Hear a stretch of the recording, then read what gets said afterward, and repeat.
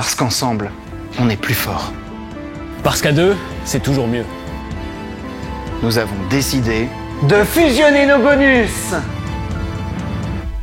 Qui c'est qui commence du coup? C'est toi, je crois. Ah oui. Du coup, je te laisse. Ok. Alors sur Dyatlov, on trouve beaucoup de choses sur les internets, mais finalement assez peu de sources qui semblent très fiables. Moi, ce que je vous ai trouvé, c'est le site dyatlovpass.com.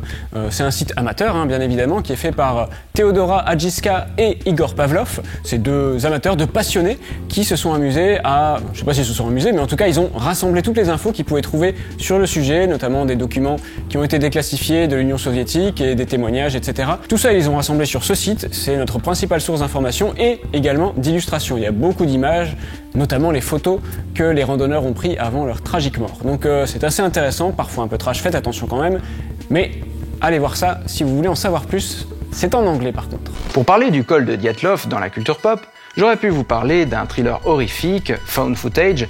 Vous savez, ces films où tout le film est filmé à l'épaule, genre Projet Blair Witch ou Cloverfield, réalisé par Renny Garmin et sorti en 2013, et qui s'appelle The Dyatlov Pass Incident, ou parfois Devil's Pass.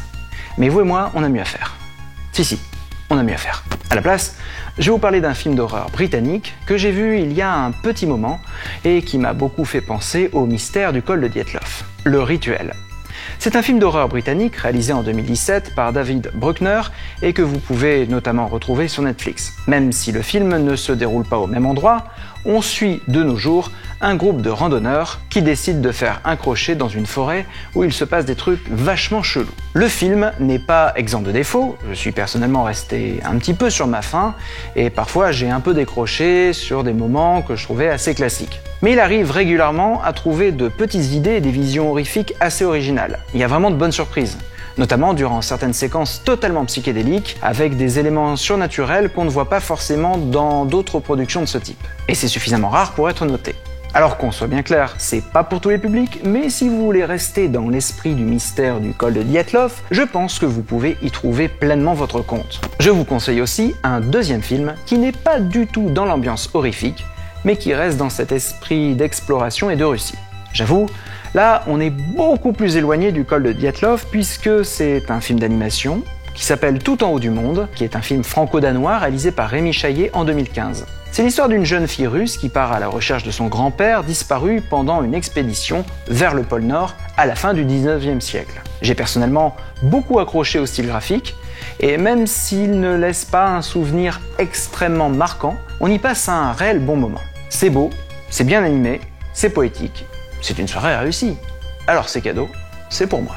Vous vous souvenez, on parlait dans l'épisode de cette expédition russo-suédoise qui, pour le 60e de l'événement, a voulu revivre les choses dans les conditions réelles. C'est-à-dire que ces deux chercheurs, dont l'un est universitaire à Göteborg en Suède, sont allés revivre les choses pour voir ce qui s'est passé et quelles étaient vraiment les conditions que les randonneurs ont pu vivre sur place. Leur histoire est racontée sur ce site web, que vous pouvez trouver, qui est assez intéressant. On peut également trouver une très jolie vidéo, c'est un podcast en fait, Bedtime Stories, que je conseille à toutes et tous.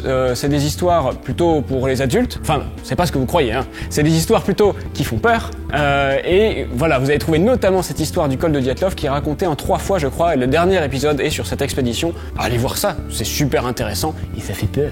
Sur cette expédition, on trouve également un dernier article de presse sur Sputnik News, c'est en français, et donc c'est l'une des rares sources en français qu'on ait, donc allez-y si vous voulez en savoir plus. Nous vous parlions également de ces dernières recherches qui sont sorties il y a quelques mois à peine, de Gaume et Pouzrin qui ont fait une étude qui est sortie dans Nature Communications, Earth and Environment. C'est celle qui parle des simulations d'avalanche qu'ils ont faites grâce à General Motors et à la Reine des Neiges entre autres. Bref, leur publication est ici, si vous voulez vous y plonger, c'est un article scientifique donc c'est assez poussé et pas évident d'y accéder, mais bon, ça vaut quand même le coup pour connaître les détails de ce qu'ils ont fait. Sinon, pour les plus feignants comme moi, il y a également un article de National Geographic sur le sujet qui est un peu plus fun, un peu mieux illustré, c'est toujours un peu plus sympa pour en savoir plus, tout simplement. Figurez-vous qu'il y a forcément quelque chose que vous avez dû voir venir dans la culture pop. C'est l'adaptation de cet étrange mystère en jeu vidéo. Le jeu s'appelle Kolat et c'est développé et édité par un petit studio indépendant polonais, IMGN Pro. C'est un jeu de survie typique de ce qui se fait dans le genre ces dernières années, et c'est plutôt joli. L'utilisation du moteur graphique Unreal est maîtrisée à la perfection et participe beaucoup à l'immersion. Alors par contre, il faut l'avouer, ça casse pas des briques. Pour le coup, vous êtes de façon très réaliste perdu au milieu de nulle part. Mais forcément, vous êtes perdu au milieu de nulle part. Donc du coup, on se sent plutôt seul. Je le conseillerais vraiment aux aficionados du genre, et plus spécifiquement à ceux qui préfèrent marcher beaucoup, fuir un peu, mais c'est tout. Après, on sent une réelle envie de bien faire, et lorsque surviennent les éléments surnaturels, c'est plutôt bien fichu pour vous foutre les pétoches. On trouve beaucoup de jeux un petit peu horrifiques dans le même genre, dans la scène indé du jeu vidéo. Parfois, la qualité est pas trop au rendez-vous. Or là, je vous le garantis, il y a un effort dans les environnements, c'est bien restitué, on sent que les gens ont fait ça sérieusement. Vous pourrez jouer à ce jeu sur PC, PS4 et Xbox One. Et c'est tout du coup? Bah oui, en fait, c'est pas beaucoup traité dans la culture pop, donc il n'y avait pas grand-chose à dire. Ouais, mais bon... Quoi?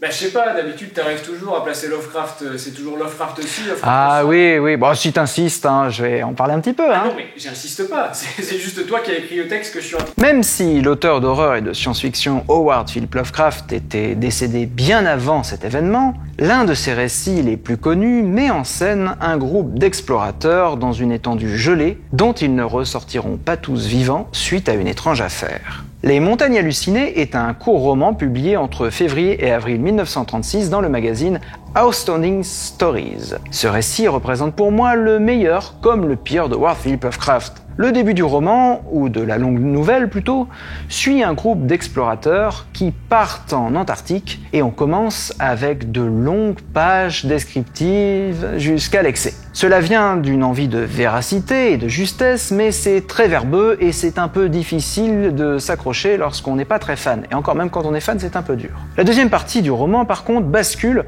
dans une mythologie détaillée avec des découvertes à chaque page. Le final est l'un des plus marquants de la mythologie Lovecraftienne. Aussi, même si je vous conseille, si vous êtes partant de le lire, soit en livre de poche, soit de la magnifique adaptation illustrée de François Baranger, qui est sortie en 2020, c'est très très beau, je vous recommanderais davantage de passer par la bande dessinée, et plus précisément le manga. Alors ça a été adapté plusieurs fois en bande dessinée, mais l'adaptation qu'en fait le mangaka Gu Tanabe est particulièrement pertinente. Car comme je le disais, le roman n'est pas exempt de défauts, et le mangaka a la bonne idée de changer parfois l'ordre de certaines scènes, ou de s'attarder sur certaines plus que d'autres, sans pour autant toucher à l'intégrité de l'œuvre. C'est rare et intelligent. De surcroît, Lovecraft était un amoureux de l'innommable et de l'indescriptible. Gu Tanabe est la carte gagnante, car ses dessins sont très précis, mais parfois inondent visuellement la page et saturent du coup la vision, de sorte qu'on ne sait pas toujours ce qu'on regarde. Alors forcément, je les ai, donc pour illustrer mes propos, voilà, on a des visions comme ça qui sont complètement surréalistes. Et je trouve que c'est vraiment un travail qui fait envie, ça se lit bien. Puis 2 tomes, très beaux, avec leur petite reliure en cuir, ça fait joli dans la bibliothèque. Je vous le recommande donc très chaleureusement, même aux personnes qui ont un peu du mal avec les mangas ou Lovecraft, puisqu'ici on est sur quelque chose de finalement très réaliste, c'est une sorte de Jules Verne qui tourne mal. Petite parenthèse pour vous signaler que l'auteur a adapté d'autres récits de Lovecraft, toujours de la même manière, mais alors parfois c'est un peu cher pour certains tomes un peu courts, mais ça devrait plaire à tout curieux ou fan de Lovecraft. C'est bon, t'as fini? Ouais. T'es content, t'as pu parler de Lovecraft? Ah ouais. Et tu sais qu'au bout d'un moment, t'auras tout épuisé, hein, Lovecraft. Tu pourras plus rien dire sur ce sujet. Oui, mais du coup, je pourrais parler de Star Wars, Battlestar Galactica, Mass Effect, Dragon Age, Twin Peaks